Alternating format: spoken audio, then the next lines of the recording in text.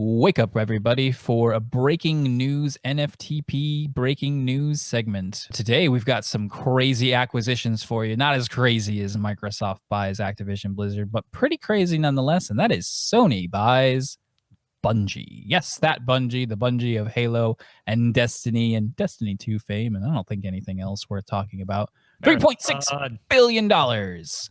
So, Sean, resident fan of all things gun related, how do you feel about this?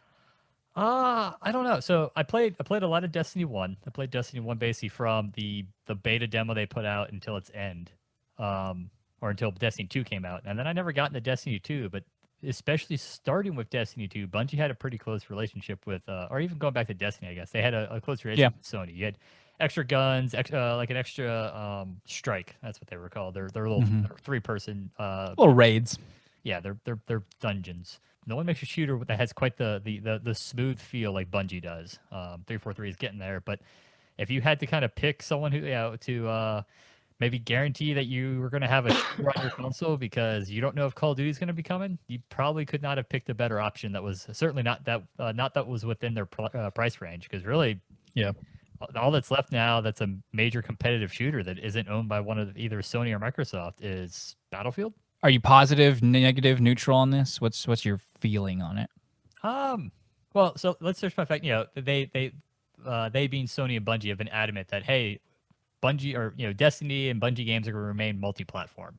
And everyone's like, oh, that's great. And it's like, yeah, but that's not the wholehearted statement. Like on PC and on PlayStation is multi-platform. I don't know. It's just weird. I mean, it wasn't like didn't seem like Bungie was in a bad place. This is very similar to their past arrangements with both Microsoft and Activision, where really remaining kind of an independent studio with total autonomy.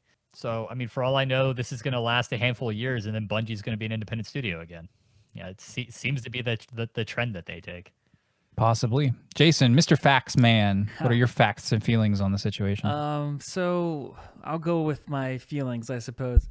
I mean, I've seen a lot of sentiment out there that this transaction seems like a response to Microsoft's recent acquisition of Activision Blizzard, but in my opinion, that's just not how these deals work. There's always deals floating out there. Sometimes they hit, sometimes they don't, but they do take time to orchestrate and flow through the corporate bureaucracy so that they can be publicly announced. Like, if anybody's sitting there thinking that Sony saw Microsoft buy Activision 2 weeks ago and then was like, all right, who could we get on the phone? That's just not how it works.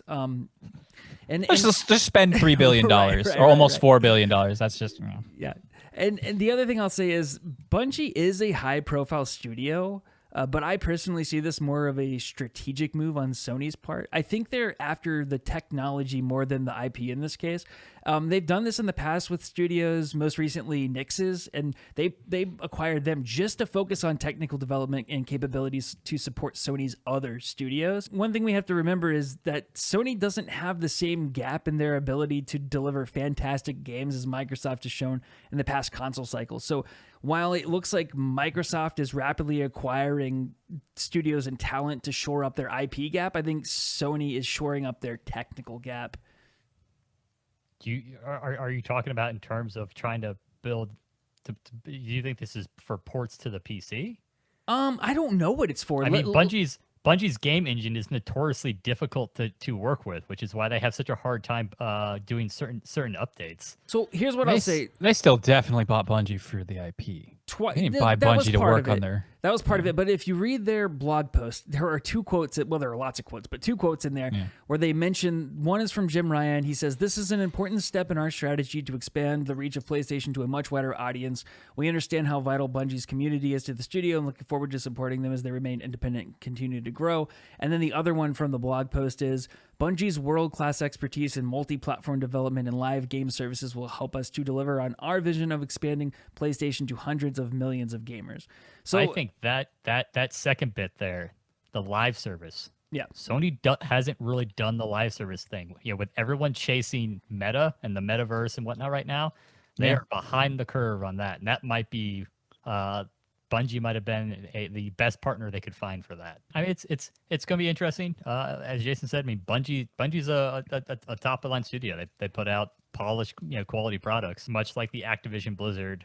I mean, people are all speaking in code, and none of us really know what this is going to look like in 1, 2, 5, 10 years as what their real plans are and what's really going to get released and whatnot. So yeah, and who knows, like you said earlier, I think anyway, they're independent, and this is their like third or fourth time doing something exactly like this. Who's to say that they're not just going to bounce again and Destiny's just going to be on everything still and it just doesn't matter. So hopefully it doesn't end like when they leave Microsoft and they'll have to leave Destiny behind with Sony. What I'm curious of is that Activision just let them go. They're like, this isn't working out for us. But Activision loves money. So what does Sony see in this? And maybe that's gives some credence to Jason's point and, the quotes he was reading into about like, what are they offering other than extra dollars? Is there something more to it? Is it a meta thing? Is it something about infrastructure or delivery of services that previously Sony's lacked in? I just don't see how you buy Bungie specifically to get those things. I don't know. I feel like that would be better served with a different kind of initiative and different kinds of hires.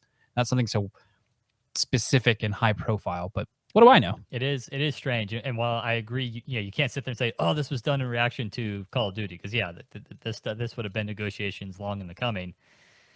It's hard to look at this as, did Sony maybe somehow see the writing on the wall long ago about Activision Blizzard and did need to shore up having a competitive FPS, because those games are getting pretty locked into their markets here going forward. Yeah, and they sell well. There's no doubt about it. And so having one of those in your corner is obviously a good idea. Yeah. Just strange that they didn't go in-house, that's all.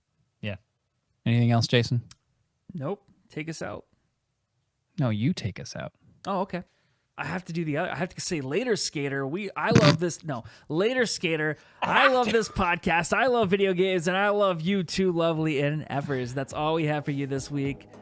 You all have a fantastic week. We will try, but we are never free to play.